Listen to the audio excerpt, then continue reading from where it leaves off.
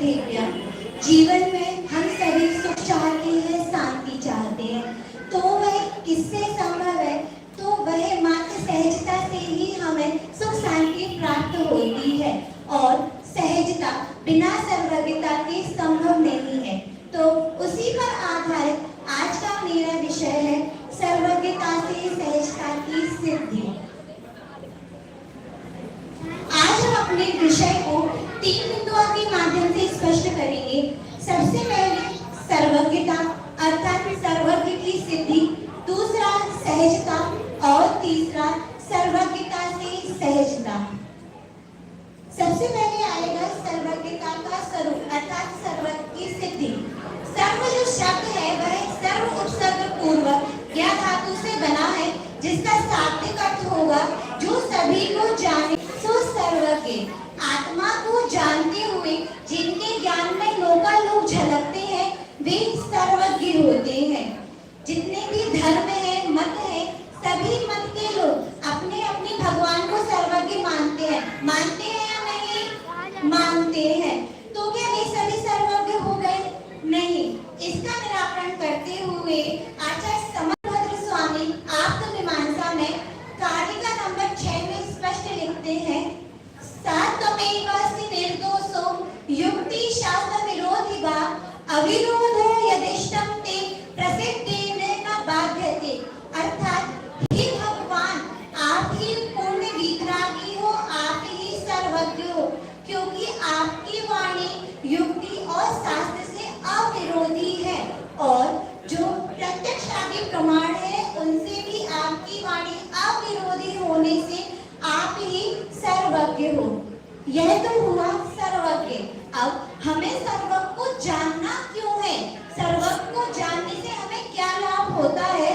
तो हमने मुख्यतः यहाँ 3 लाभों की चर्चा की है। सबसे पहले हमें क्रम नियमितता का भान होता है, अकर्तृत्व भाव की उत्पत्ति होती है, और हमारा जीवन सहज हो जाता है। अगर मैं एक लाइन में कहूँ तो सर्वज्ञ के ज्ञान अनुसार जो पर्याय क्रम नियमित है उसके भान पूर्वक कर्तृत्व का भाव तो रहा ही नहीं, और हमारा कर्तृत्व के अभाव से हमारा जीवन भी सहज हो जाता है। यह तो हुई हमारी चर्चा सर्वज्ञ सिद्धि पर। अब दूसरे पॉइंट पे आते हैं सहजता। सहजता अर्थात क्या?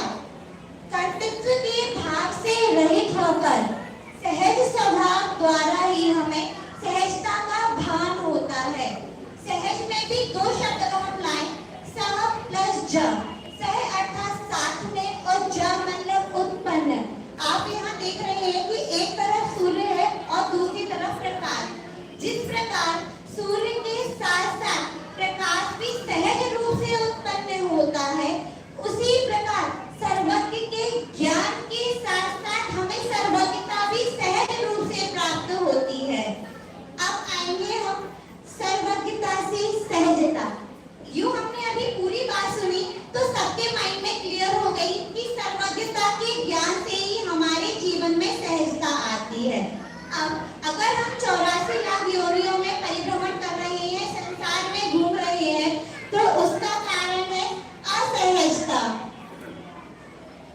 और असहजता, इसके अलावा सर्वज्ञ की वाणी पर श्रद्धा न करने के कारण, सर्वज्ञ की वाणी पर श्रद्धा न करने के कारण और सहजता को न स्वीकार करने के कारण आदिनाथ भगवान की शरण से मारीची जीव वहां से विमुख हुआ और उसने 363 मतों का प्रवर्तन किया। और वही जीव जब शेर की पर्याय में आया तो उसने सहजता को अंगीकार किया, जिससे उसने सम्यक को प्राप्त किया। इससे सिद्ध होता है कि सहजता पूर्वक ही सम्यक की प्राप्ति होती है, और सहजता ही धर्म का मूल है। एक पॉइंट ये हुआ। इसके अलावा जब शेर के पर्याय में मारीची के जीव ने सम्यक की प्राप्ति की, तो यह सहजता की उत्पत्ति हुई, और उसी जीव ने जब बालक वर्तमान के रूप में जन्म लिया, आगे चलकर उसने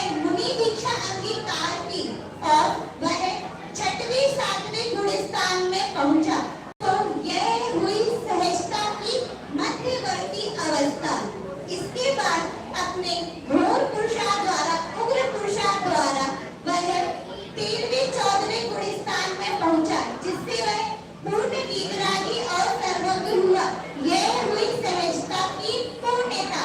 इससे एक चीज और सिद्ध होती है कि सहजता से ही हम सर्वज्ञ वितरागी आप्त बन सकते हैं और सहजता पूर्वक ही हम अपने मोक्ष को प्रशस्त कर सकते हैं। अंत में बस 2 लाइन रहेगा, मैं अपनी बात को पूरी करूंगी। स्वयं के बलि बलि कनिका भारी नहीं है, हम बलि हम निर्भय। सहजता का सम्यक स्वीकार करें, हम सभी का बेड़ा पार। अर्थात हम भी सहजता को स्वीकार कर, सम्यक को अंगीकार कर पूर्ण वितरागी और सर्वज्ञ बने।